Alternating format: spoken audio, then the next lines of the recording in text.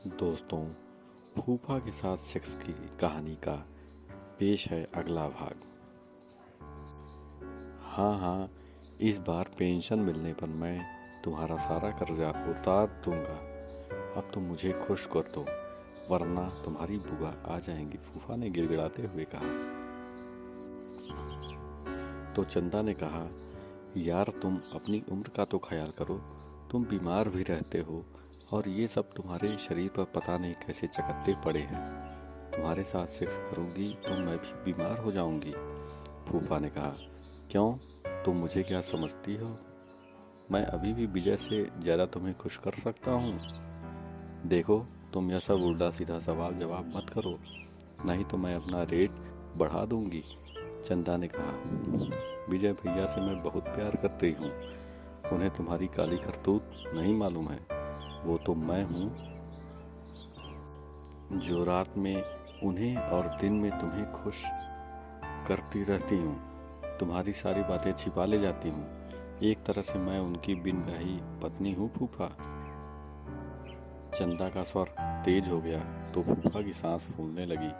बस तुरंत ही उन्होंने चंदा की हथेली पर 3,000 रुपये और भी रख दिए। चंदा का गुस्सा अब पैसे देखकर ठंडा हो गया था। उसने तुरंत ही फूफा के होठों पर अपना होठ रख कर किस कर लिया। उसके बाद तो फूफा जो दवा खाकर बैठा था, उसका उत्साह हिलोरे मारने लगा। उसने चंदा को ऊपर से लेकर नीचे तक चूम डाला। उसके बाद फूफा ने और चंदा ने एक दूसरे के कपड़े उतारे और सेक्स का आनंद लेने लगे। अलका इन सभी बातों का जायजा छिप कर ले रही थी। उसने तय किया कि आज वह अपने सास से इस बात का जिक्र जरूर करेगी।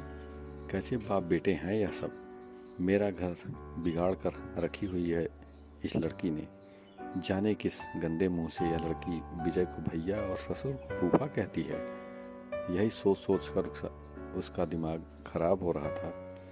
तभी उसकी सास कथा सुनकर आ गई।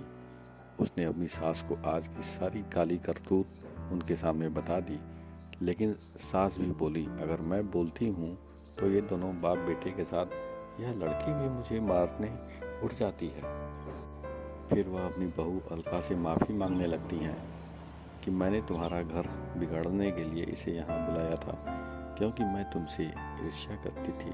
लेकिन मुझे क्या मालूम था कि यह लड़की मेरा भी घर नाश कर देगी, बेटे के साथ साथ बाप को भी अपने मोहजाल में फंसा लेगी। लेकिन अगर हम दोनों मिल जाएं तो इस घर का नाश होने से बचा लेंगे। इस घर से इस लड़की को इसके घर के लिए रवाना कर देंगे और इन बिगड़े हुए बाप बेटे को सही कर देंगे।